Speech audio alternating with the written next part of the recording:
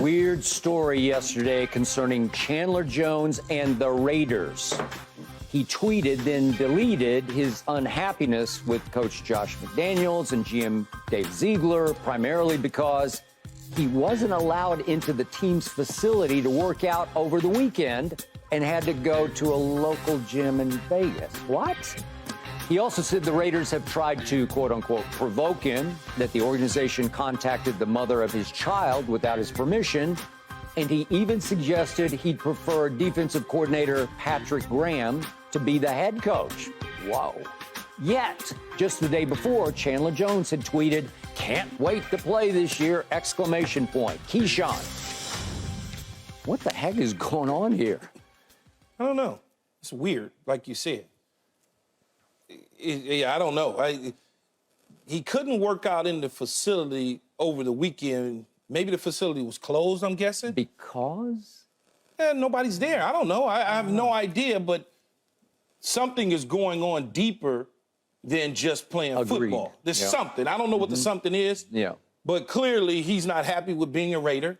He doesn't want to be a Raider. So the best thing for him to do is shoot his way out by saying some things on social media to make them mad so they can say we can't have this, be disruptive, whatever the case is, because he doesn't want to be there. Now, contacting the mother of his children, I have no, why would the organization do that? I have no idea if, in fact, they did it, whatever the case is. He said they did it. Yep. Why? I don't know. I mean, this is one of the bizarre... It is.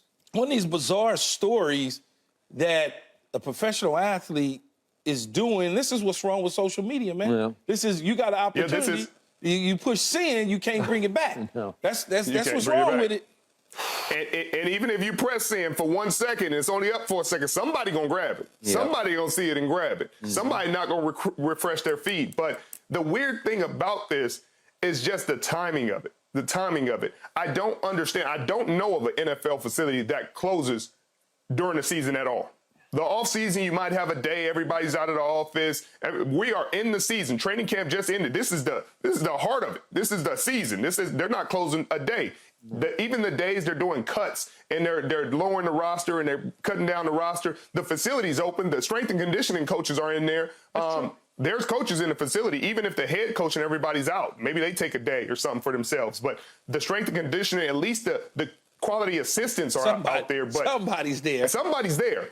And so for him to not be able to go to the facility is beyond bizarre. This is one of your best players, and you won't let him in the facility to work out. You don't want him working out anywhere else because he's not covered. So if he gets hurt somewhere else, he's going to go on the NFI list, the non-football injury list, and not get his money. So he's not going to. Usually, you're not going to risk that, especially during training camp.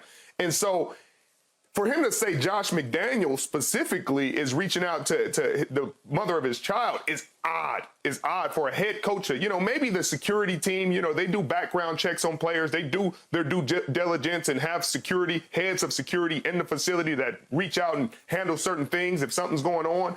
But for the head coach to do it and him to accuse him of doing that is just like, what? What are we doing? At the end, though, I just believe that Chandler Jones isn't happy being in Las Vegas and being a Raider, and he probably wants to get out. And the only way to get out is be disruptive to some degree to make them say, you know what, we got to move on from this. But Richard's right. As Richard was talking, I'm like, yeah, it is the heart of the start of the football season.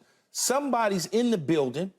Unless the new collective bargaining agreement says that you can't be in, and I don't know because I don't have it in front of me, that he can't be in the facility at this point in time because they need time off or something like that. I can't answer it, to be honest with you. I have no idea, Skip. I wanted to hear from both of you about, do you ever remember a time when your facility, especially your weight room, was closed? Because this is just me. I've been doing this for a long time. I can't tell you how many nights I was at the Cowboy facility riding late until... I don't even want to ask you. Till 11 or 12 at night.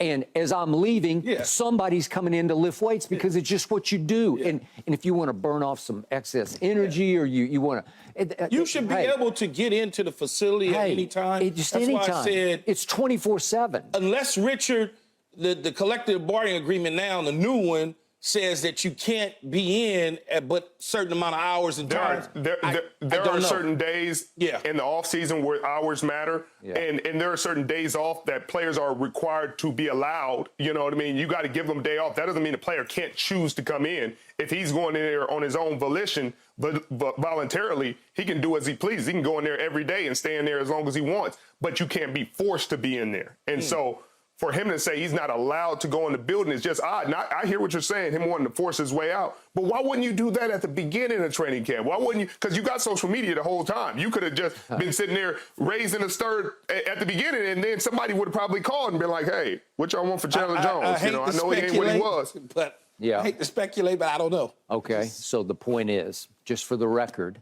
we all know Chandler Jones is an extremely talented pass rusher. You can't find many Chandler Jones out there. We talk about high. He's on the other side of 30. He's 33 years old. I got it. But coming down the stretch last year, he started to look like Chandler Jones to me.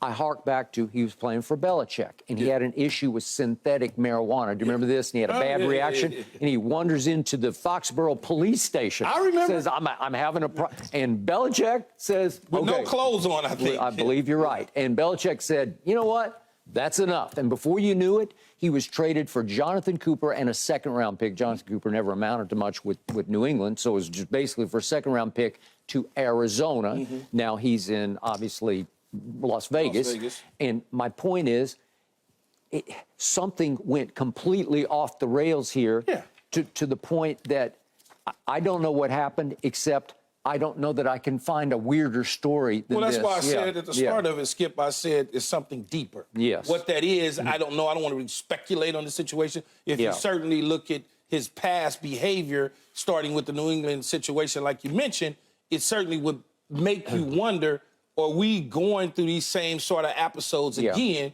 You know, because it's like Richard said, for the head coach, no head coach calling my family. They're just not. They're going to reach out to me. They're going to reach out to my agent, and that's pretty much it. They're not going to reach out to my wife and my kids. They're just not going to do that. Okay, so if I'm a Raider fan, I'm sitting back saying, again? Like it's another thing. It just seems like it's always something with the Raiders, right? That's the Raiders. Certain things fit the Cowboys. Certain things fit the Raiders. Okay. Let's get back to Deion Sanders, shall we? How personal is Saturday's game against Nebraska to Deion and Colorado? This is very intriguing. No mercy, no mercy, no mercy.